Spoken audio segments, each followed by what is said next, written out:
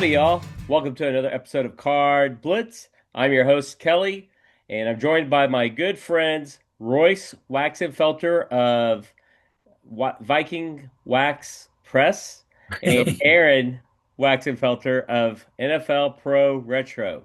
Guys, how's Pro it going? Football Retro. I'm glad you guys know your names better than me. I have to put That's all right. my display name, otherwise I'll forget it's Card Blitz. That's all right. Well, it's been a hectic, manic, kind of crazy day, but let's talk some football cards because we got the football card guys here, and let's start off with like a little show and tell. What do y'all think? Yeah, that'd be Sounds great. good. Uh, I'll go first. I've got a couple of these tall boy type cards. So I'm trying to get all these 65 Buffalo Bills tall boys. And I've got quite a few of them, but some of the more big stars are not cheap. So I'm kind of looking for deals on those. But this guy is Tom Sestak. He's kind of unknown, but he was actually the linchpin of their defense. Hmm. And their defense is what won them the championships in 64 and 65. So this guy is on the all AFL all-time team.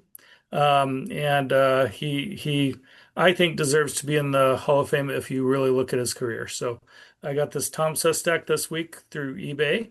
And Nice. kind of a cool card, but you do have to store it different and protect it different than a regular card. That's cool. Well, I'm going to show two at once because I have these two 75 throwbacks. They're 2025 tops, 75 throwback insert of outside of Josh Allen. These are my two and three NFL quarterbacks right now that are currently playing Bo Nix and Justin Herbert because they both played for the Oregon Ducks, and I'm a big Oregon Ducks fan. So these 75 throwbacks of them are what I wanted to show for show and tell, just because we're talking quarterbacks, and these are my current favorites outside of Josh Allen. nice. How about Well, you, Kelly? I've got two, but I'll do one at a time.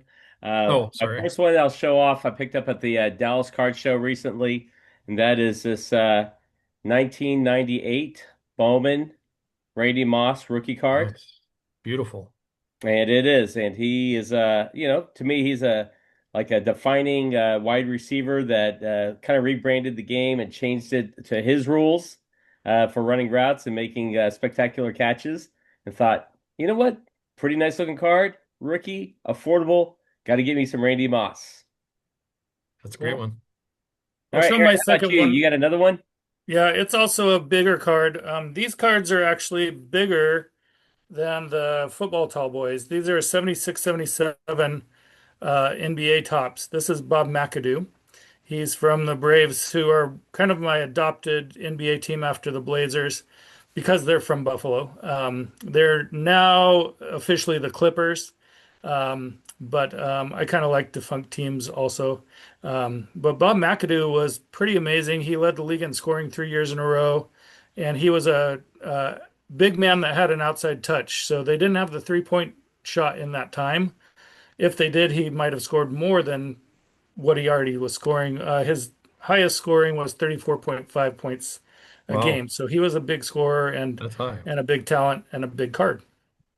Hey, I don't know if you know this, but why that one year Topps made a supersized card as their regular set, and the years before and after it they made the regular size ones. Do you know why they went to that I year? have no idea. They also did some bigger cards, more like this size card in 69 and 70. Okay. I have no idea. That's what I was going to ask is if the 69-70 tops basketball set was like the 65 tall boys. Yeah, they're more that size. Yeah. All right. Well, to round out the show and tell, uh, digging through my box of goodies here, and I found this awesome Mike Allstott Oh, cool. 2001 SPX jersey slash pigskin Oh, cool. patches. So part of an NFL football, part of a jersey. It's a card. It's not numbered, but it's a sweet looking card, and one of my favorite, I guess you call them fullbacks in the NFL. And Nice. back then, most of the jersey patches were actually game worn, right? Yeah, yes. Let me see. It says right here, it's an authentic piece of jersey and football from Mike Allstott in an official NFL game. Cool. So, yep, Yeah. official from Upper Deck. Very cool. Well then, Very nice. gentlemen, we are here to talk about our favorite 80s, 1980s, last century quarterbacks. And my understanding is that we're going to kind of do a round robin, like round five, four, three, two, one, from, I guess, one being the pinnacle most favorite QB of the 80s, correct? Yep. All right. And I think we all drew numbers, and the lot says that Aaron gets to go first, right? All right, sounds good. So my first one is Ron Jaworski. This here is a Panini 2016 Panini Classics. This actually is a pretty cool set or subset, the Panini Classics from that year. I kind of like they look a little bit like those 83 tops with the lighter team name up Hmm. here. And there's quite a few awesome players in that set. I picked him because being a Buffalo guy, he's from Buffalo area, one of the suburbs that I visited when I visited back there. So I kind of have an affinity for him. He's also really a good broadcaster. I've always liked everything he's shared. He's a really smart guy. So a couple things about him. Royce is going to like this little tidbit.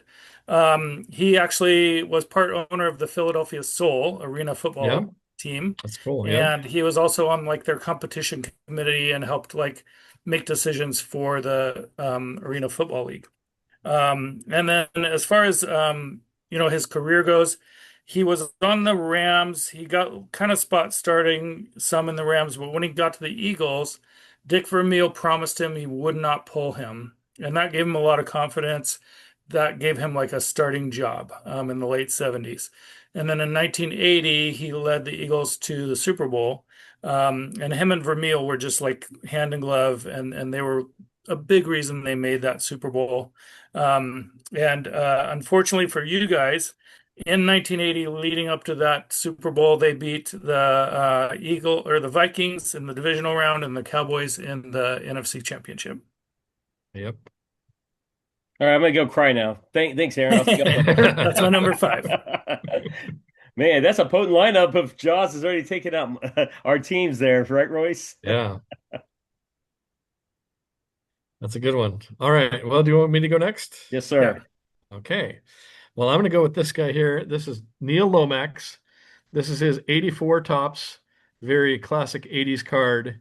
And he's a classic 80s guy because he played from 81 through 89. So his whole career in the NFL was during the 80s. I picked him because I kind of have several peripheral, just personal ties to him. He went to college at the same college I went to, Portland State University. And also between 2021 and 2024, he was the QB coach at George Fox College, where my wife works. And then I also know his younger brother Terry was he was kind of the young life group leader in our area when we were in high school. So I got to know him a little bit and then ran into him last year again. He's still doing great, great guy. So his younger brother is awesome. And just that personal connection we have with him is why I chose him. But he also I'm going to try to do like an NFL fun fact and a did you know? Fun fact is that the year this card came out in 84, he had his best year passing for 4,614 yards and 28 TDs. And did you know that Neil led the league in passing in 87 with 3,387 yards and made the Pro Bowl in 84 and 87? I did not know that. Yep. There you go. Fact. Man, I'm learning something new from both of y'all today. Cool. For my number five, um, it's none other than the Snake when he joined the Houston Oilers, and that's why I picked him for my number five. I was so excited. Him and Earl Campbell going to be on the same team and another Texas team. So 10-year-old Kelly was super stoked when he got traded from the Raiders to the Oilers. And I thought, man, now that they've got a QB, they're going to take care of business with the hated Steelers of all, hated organizations. And well, things didn't turn out that well for old Kenny Stabler here. But this 1980 Topps card number 65 represents him in his Oilers uniform, minus the Derrick. They didn't have the licensing back then, but Still, it's a cool the stripes and everything. So y'all know that. Um, the NFL fact I have for young Kenny back then was that he directed the Oakland Raiders in the 70s to 5 consecutive AFC championship games. Nice.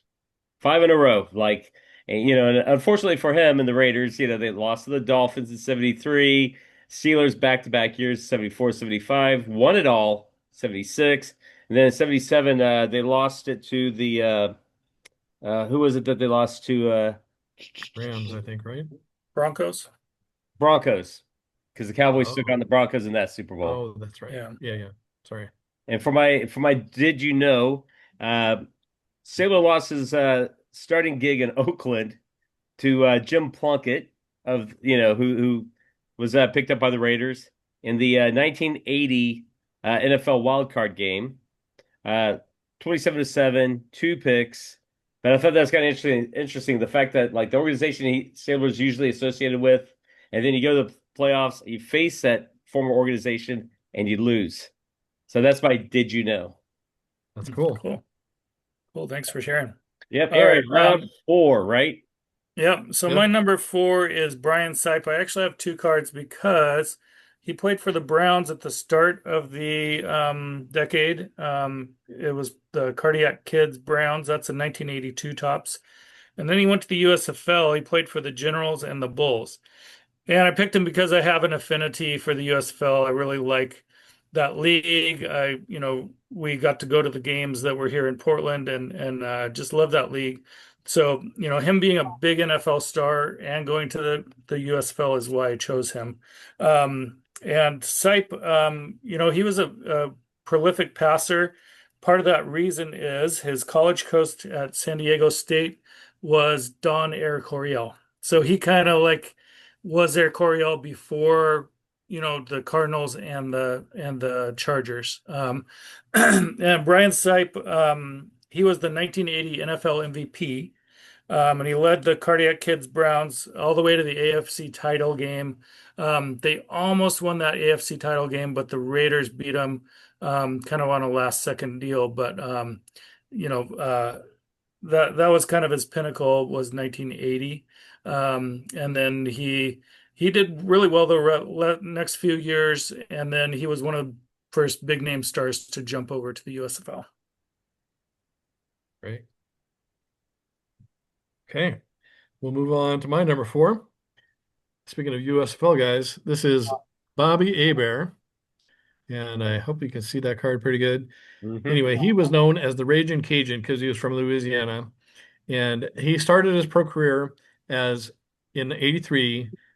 He won a championship in the USFL in his rookie season, and he was the game MVP during that championship game.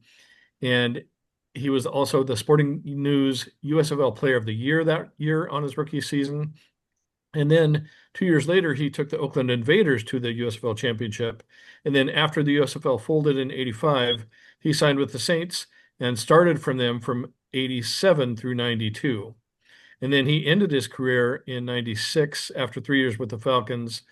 But as a huge USFL fan, he kind of helped prove that guys coming out of the USFL that didn't have NFL experience could basically have NFL level of talent. And I love this card because on the back, it shows his USFL rookie card of the when he was on the Panthers. So this is a Topps 92 Stadium Club. That's Bobby Abraham. That's awesome with the USFL rookie card on the back. That's greatness. Yeah. Oh, I forgot my fun fact in my did you know? Fun fact is that Bobby, he made the Pro Bowl in 80 or 93 for the Falcons. Not many people know that he was a Pro Bowl football QB for the Falcons. And then he also holds the USFL all-time career in passing yards with 10,039. That's the did you know? Interesting. Nice. Alrighty, for my number 4, going with Jim Plunkett here. Now, of course, it shows him here in the 49ers uniform, and we're talking 80s quarterbacks, but this 1978 Topps card was the closest card I have with Jim Plunkett being in the Bay Area at least. So got this card. It's card number 131, and Why do I like Jim Plunkett? Because of the story. I remember when I was a kid reading about him. His parents, like his mom was blind, his dad had progressive like blindness, so he ended up going blind as well.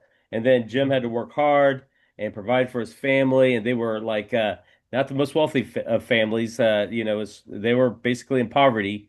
So he to work out of that and to make it to the NFL, to get to college, to be drafted. To me, that was just showing like the character, the perseverance, and for him to win two Super Bowls was like, what more can you say? So Jim Plunkett was one of my favorite '80s quarterbacks. Um, the NFL fact that I have for Mr. Plunkett here is that he is one of four NFL players to win the Heisman Trophy and be named Super Bowl MVP. Now, can y'all guess Oh, the other three? ooh, Hmm. good question. Win a Good question. Heisman and be named Super Bowl MVP. Marcus Allen. That's one of them. Oh, that's a good one. So now we got two of the four. Who else? My favorite quarterback of all time. Oh, there you go. Roger Staubach. That's number three. And number four, that's a tough one. I'll give it to y'all. Desmond Howard. Oh, Oh wow. wow. I wouldn't have got that one. Yeah. Yeah. So those are your Yeah, that four would have that been way down the won list. Heisman and Super Bowl MVP. Cool. All right. And then for my did you know for Jim Plunkett, did you know that at the time of his retirement, he was the only NFL quarterback to win two Super Bowls with the same franchise in two different cities. Hmm. Hmm. Wow, that's cool. Yeah, with the Oakland, the first one in '80, and then the second one was with the LA Raiders. Neat. Cool. All That's right, nice. passing the baton over to Aaron for round Uh, three. all right. My number three is Doug Flutie. This is Nice. his 1985 USFL Tops card for the New Jersey Generals. And I kind of like that he has the number 22, just a different number for a quarterback. And especially in the 80s, we weren't seeing that in the NFL cards.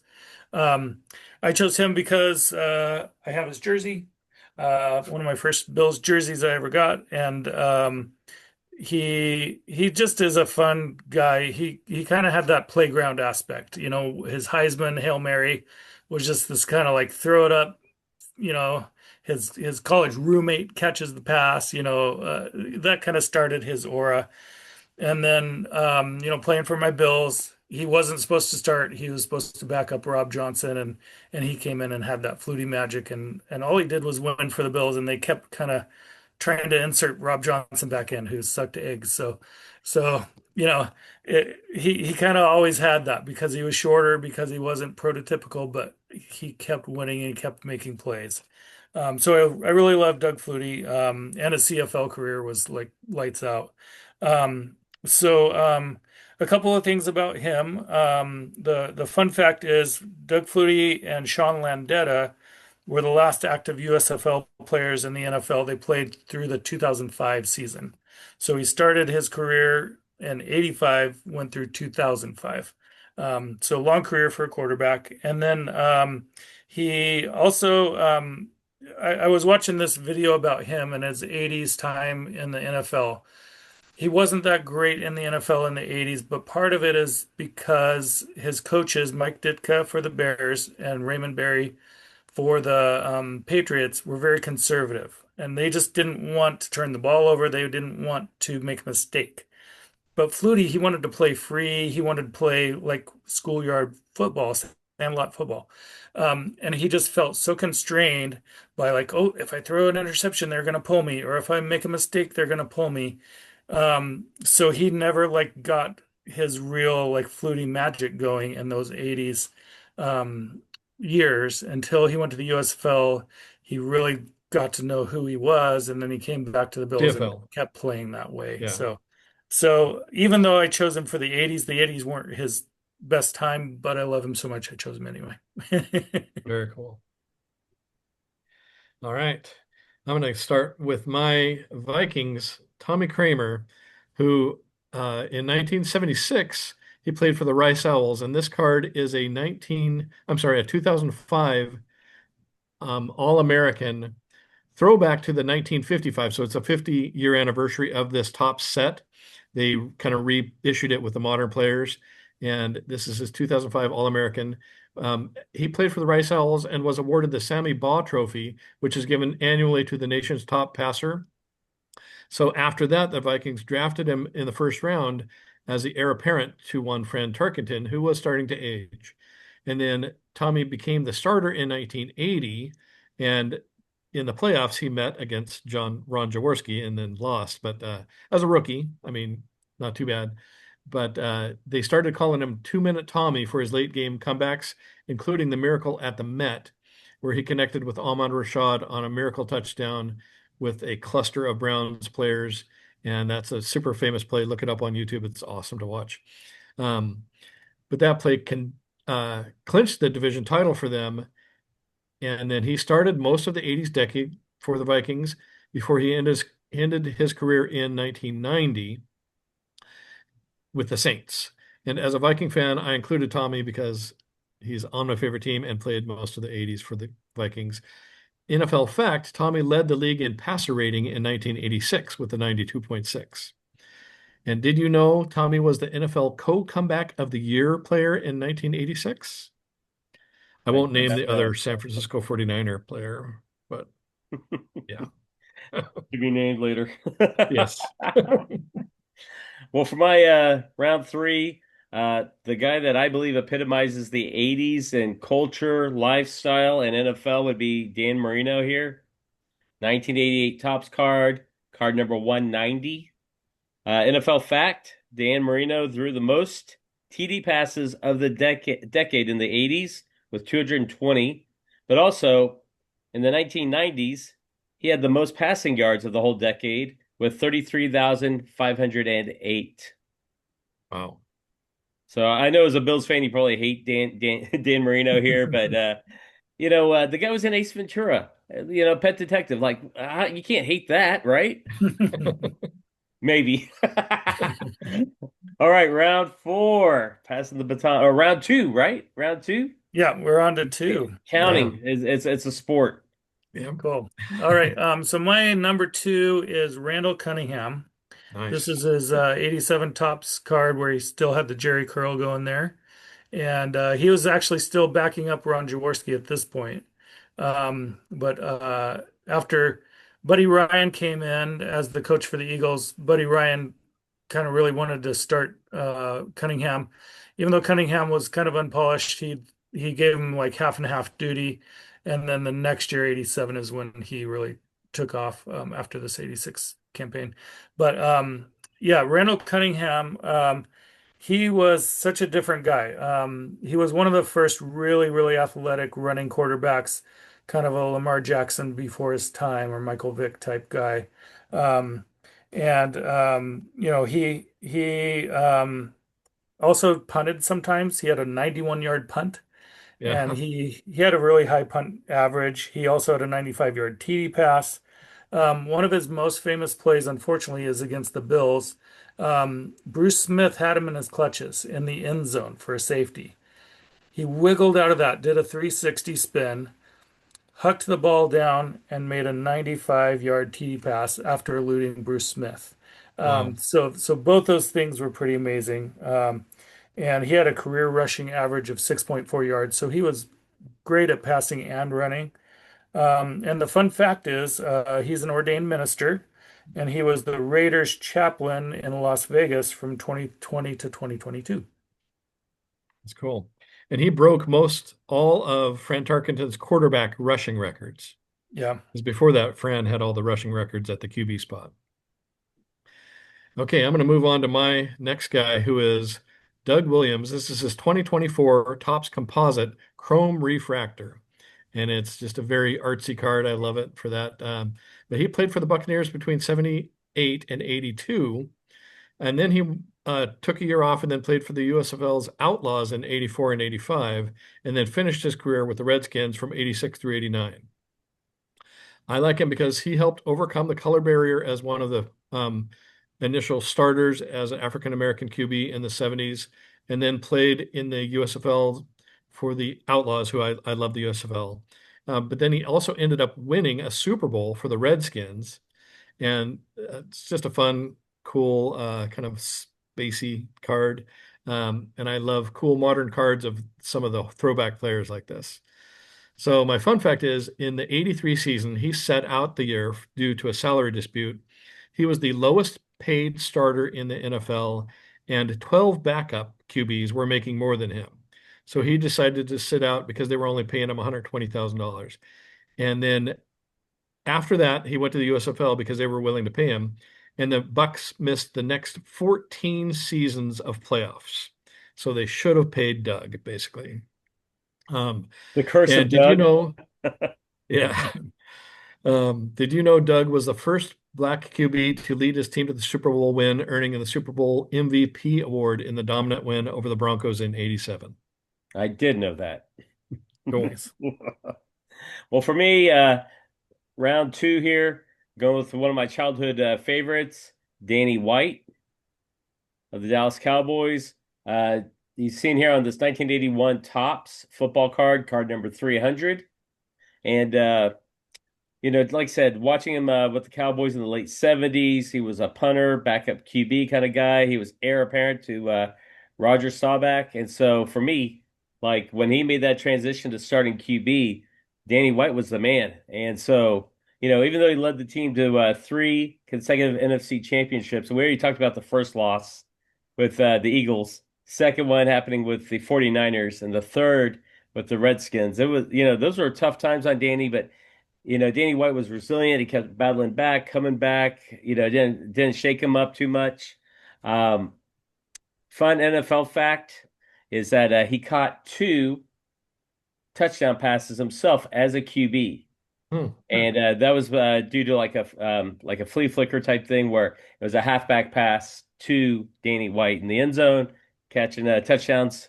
And then my did you know is that he didn't start his career in the NFL. He started his career in the WFL, the World Football League for the Memphis Southmen. Yeah. So that's my did you know.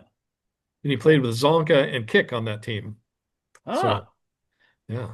He nice also to was know another that. quarterback who was a punter during his career. He was a quarterback slash punter. So early in his Dallas career. All So, right, well, let's get back to Aaron because we're Cool. starting to get in that time okay. crunch, and All right. you got to get through our first round. Okay. Okay.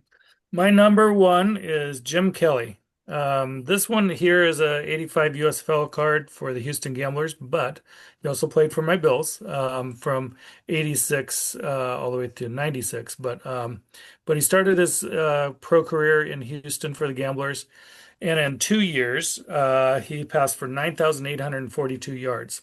So Bobby Hebert does hold the USFL passing yardage mark, but that was in 3 years. Yeah. And he had like 500 more yards in 3 years than Kelly had in 2 years. So, Yeah. so I still think Kelly was the preeminent USFL quarterback.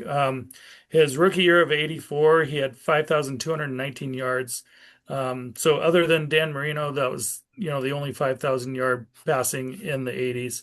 And he had that run and shoot offense with Mouse Davis. And he really kind of, got his bearings and got his kind of gunslinger attitude there in Houston, and he transferred that over when he got to the Bills and did the K gun. So I'm really thankful that he was in the USFL just because I like the USFL, and it helped him out later get the Bills to their Super Bowls and helped him, be our best quarterback until now. Josh may take that over in the next year or two. But Jim Kelly, I've got tons of his pictures, posters up on my walls. And as a kid, he was the one I had a big full size poster of, and was like, okay, we're a good team now. Because in the mid '80s, in the early '80s, Bills were okay. In the mid '80s, we were terrible until he got back. And in '87, '88, we started turning it back around because of Kelly and some other players like Bruce Smith. But one of the fun facts about him is he holds the pro football mark of most passing yards in a game, 574 yards passing in a game against the LA Express in 1985. This was a 34-33 comeback win for the Houston Gamblers against Steve Young and the LA Express. This game is deemed the greatest game no one ever saw because the ABC decided not to air the game. They aired Doug Flutie's debut game. This was week 1 of '85. So they were like, let's air the Heisman Trophy. And all Doug Flutie was doing was handing off to Herschel Walker. Here's, Steve Young and Jim Kelly going back and forth to an almost empty Memorial Coliseum in LA. They had 18,000 fans and it was not on TV. So that game is deemed the greatest game never seen. So if you have the time and the inclination, you can find that game on YouTube, and it's really a fun game. Lots of back and forth, lots of scoring, and lots of yards. Um, and then my did you know was that he was originally negotiating with the Chicago Blitz of the USFL, who held his rights. So he was kind of pitting the Bills against the Chicago Blitz. But when it kind of wasn't going anywhere, the USFL decided to let him decide where he wanted to play, and he wanted to be in the South because he wanted warm weather and he went to school in Miami. So they said, you can pick your team. And so he picked Houston and signed with them. At the time I was upset, but it actually turned out. But it's kind of interesting. The USFL was like, choose your team. We want you in our league. Accommodating, definitely, right? Yeah. Yeah. Okay. This card here is the 1990 score hot gun insert of one Warren Moon with the big full moon in the background. It's one of my all-time favorite cards. I also love his 85 tops Oiler card. Um, I love the 80s and the Oilers in the 80s because they were super kind of run and gun passing style. And I'm a big Warren Moon fan because not only did he play for the Oilers during that era, but then he went on to play for my Vikings and then my regional team, the Seahawks. So, NFL fun fact, Warren was the NFL's Man of the Year in 1989. And did you know, before his prolific NFL career, Warren Moon led the Edmonton Eskimos in the CFL to 5 Grey Cup championships? He was the Grey Cup MVP in 80 and 82, and was also the CFL's most outstanding player in 83. So between 22 years in the CFL and NFL, he passed for over 70,000 yards, which is pretty remarkable. That's a sweet Warren Moon card. I got to get one of those, man. Oh, That's yeah. greatness. It's amazing. Yes. Moon. Well, to bring us home, my first overall favorite 80s QB represented on a 1978 Topps football card is Dan Fouts. Yep. Again, y'all already kind of alluded to the Air Coryell offense, and I remember the late 70s and early 80s, just him always slinging the rock and keeping the Chargers in it and getting them to the playoffs. And so, that's why he's my favorite overall QB of the 80s. And NFL fact is that he did take the Chargers to the playoffs in '82 when he won NFL Offensive Player of the Year. But that was also his last postseason appearance, losing to the Dolphins 34-13 in the second round of the playoffs. Did you know that Dan Fouts here is he's the first quarterback to be inducted into the Hall of Fame with no appearances in a title game at all? Wow. One thing I don't know if you guys know about is his dad was the 49ers play-by-play guy. I didn't know. I read about that. Yeah, yeah. So it was really interesting. I heard him talking on a radio show, and he hung out with John Brody. He, kind of like talked to Wyatt Tittle a lot and learned the game a lot from his dad and from watching the Niners. And so he had all this football knowledge already, just from growing up in that environment. Cool. One of the things as we wind down, because we have about 2 minutes left here, 2-minute drill, I found it interesting that for our favorites, none of us took Joe Montana. Yeah. I kind of avoided the obvious choices like Montana and Elway, and I don't know. I always like Montana an beat underdog my or something Vikings different. too many times in the 80s, so a little Yeah. bitter. I wanted to say, as a Cowboys fan, there's no way I could go with Montana, but that's interesting though. Yeah, you mentioned Elway. We also have Joe Montana in the discussion. I wonder how many other like 80s QBs folks are going to write back and say, hey, you three card guys, y'all don't know anything. And it's like, no, these are our favorite 80s QBs. So Right. viewers, who are your, Yeah, maybe your top five favorite 80s QBs? Put them in the comments below. Let us know. that'd be awesome. Nice. All right. Well, I guess we'll tie it in a knot and put a little bow on it and say this episode is wrapped up. I will definitely put y'all's links in the description for the video. And I want to thank y'all again for being a part of this Card Guys bonanza that we're having fun doing. And want to thank all the viewers of all three of our channels because without you guys, we wouldn't, we need your support. We need the likes. We need you telling your friends and getting the word out and growing our channels. And again, we can't do that on our own. We need y'all's help. Exactly. Thanks, Kelly. All right. Thanks, Kelly. Oh, and remember, NFL preseason starts very shortly with a Hall of Fame game. And maybe we'll talk about that at a later date. Cool. All right. See you later. All Bye, right, everyone. take care, guys. Have a good one.